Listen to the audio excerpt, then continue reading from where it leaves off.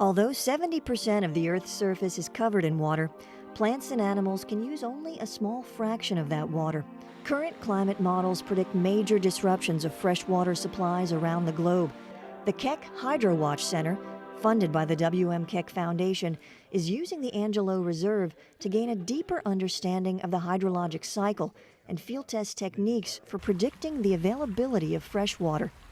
Their work could also have a profound impact on the accuracy of future global climate models. Inez Feng is the leader of the HydroWatch team. I asked what I thought was a very simple question. How old is the water in the stream? Is it from yesterday's rain? Is it from last year's rain or this season's rain? Or is it 100,000 years old? I don't really know.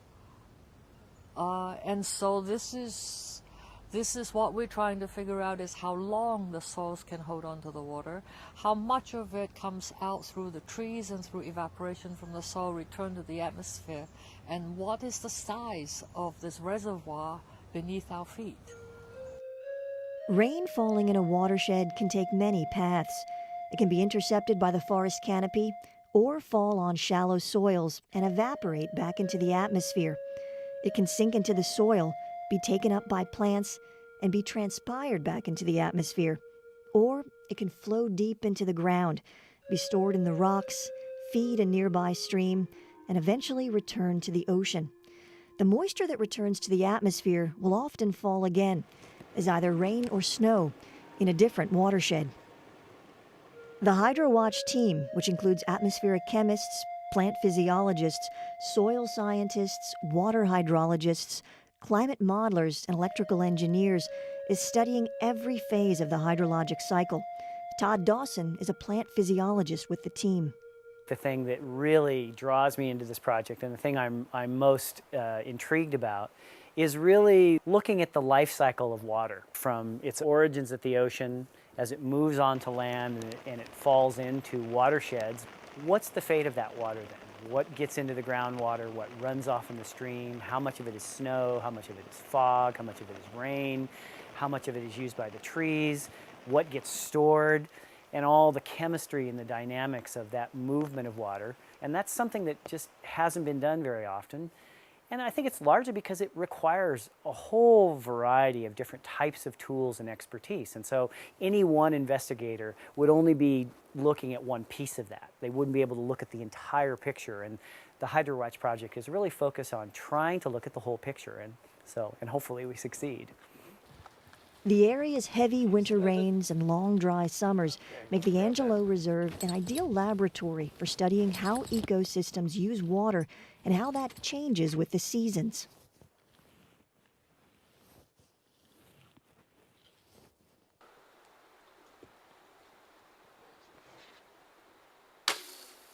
You got it, yeah. You got a bullseye there.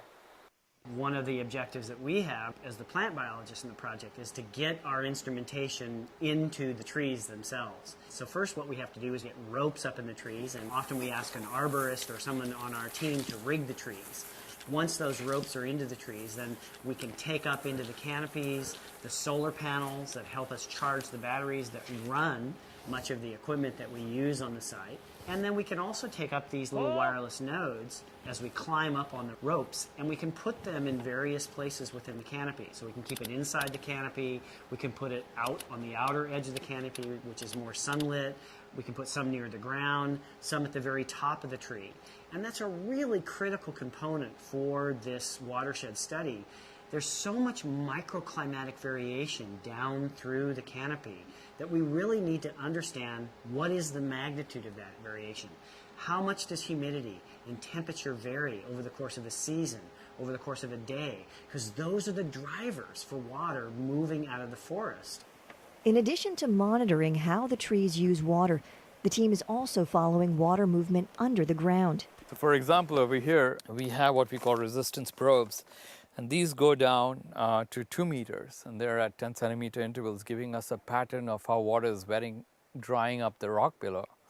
We also have wells. This well goes down to about 30 meters. And the reason that we have this well in here, like the 7 other wells, is that we want to get in to the ground as far down as possible, as deep as possible, to see how the water table responds to rainfall events, and then how it responds over the long dry summers.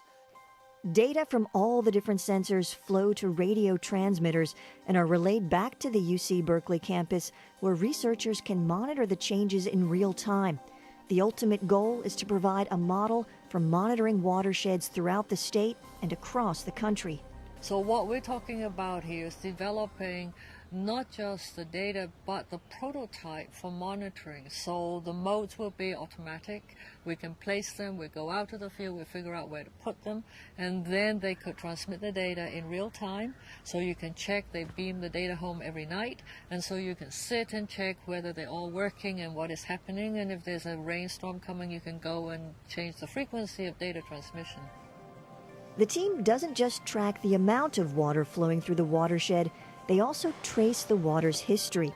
Staff at the Center for Stable Isotope Biogeochemistry on the Berkeley campus can track the path water takes through the hydrologic cycle. As water undergoes evaporation, condensation, or even sublimation into things like snow or ice, it changes its isotope value. When it changes its value and it falls into the environment, we can use it like a tracer, just like you would use dye to see where those plants are actually getting their water from. Is it deep groundwater? Is it surface water? Is it fog water, for example? Each of those have a unique stable isotope fingerprint, if you will, that we can trace through the trees and trace through the watershed. And so that's a measure of how much the plants transpire. Fung and the other modelers on the team will use the data collected in their wireless watershed to build models that will allow them to predict water availability, much like meteorologists use satellites to predict the weather. We do hope that we get differences among years during this watershed study, because what that does is it allows us to run the model using different parameters. And if you have the different parameters, that gives you the power then to make better predictions. The team's work will also have a major impact on global climate models. Until now, soil moisture has been a missing element in these models. The HydroWatch collaboration is already producing new insights about how plants use water. Roots of plants are probably the most flexible organ that a plant makes. They pretty much can put them wherever they want, and they're really about finding resources. So roots will grow towards water, they'll grow towards nutrients. When they find that water, for example, then they can shift it around and move it in different ways, not only towards the leaves, which are undergoing transpiration, but they can shift it around within their root system as well. So for example, many plants that live in Mediterranean types of climates, like we have here in California, they have a set of roots that are very deep for exploiting moisture during the dry summer periods where it's really stored, say in the groundwater or perhaps in this rock water that we're trying to quantify. They'll move some of that water up, and sometimes they'll redistribute it into the shallow roots that are taking up nutrients. And so there's this really interesting dynamic of water movement. The question that has always baffled me is why some trees can withstand a drought. And that's one of the things that we're after. And one of the surprises that we have found so far is that the trees may be more resourceful than we had anticipated, that the roots actually dig down to hunt for water and they fracture the rocks, and so in so doing enable their own survival through a drought. And so if that is the case, then that is something that we do not have in the models, is this very smart IQ of trees. Scientists have been developing climate models for more than 2 decades. Unfortunately, many of the predictions in their models have already been realized. Fung's ultimate goal is to avoid the troubles she sees looming in the future. We've been predicting climate change for over 25 years. It is scary when the ice sheets melt, when the glaciers melt, and this is part of our prediction. It is scary when we see more severe storms, when we see temperature changes that are consistent with our predictions. One of the reasons I'm so keen about this project is that we have to bring it down to the scale of how people use water, how much water will be available to them, how much rainfall there's going to be, and what the stream flow is going to be in the future. So it's not just about global warming on the global scale for the year 2100, but it is more about the availability, how the global warming will change the water availability to people in the next 2 or 3 decades.